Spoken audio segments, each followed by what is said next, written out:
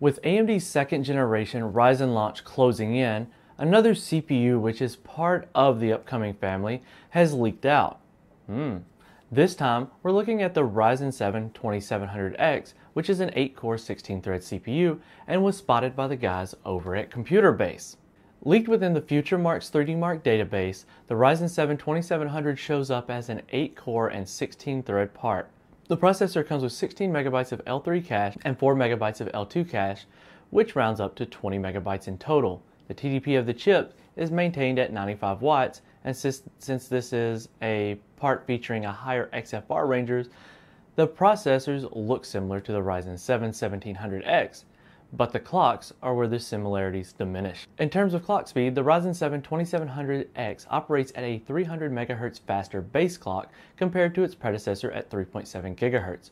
And knowing from the Ryzen 5 2600 leak, which has a 200 MHz clock speed difference between its predecessor in both base and boost clocks, the boost clock for the Ryzen 7 2700X may be able to operate at 300 MHz faster at 4.1 GHz, but there's also support for XFR 2.0, which should allow for a degree of boost over the boosting itself.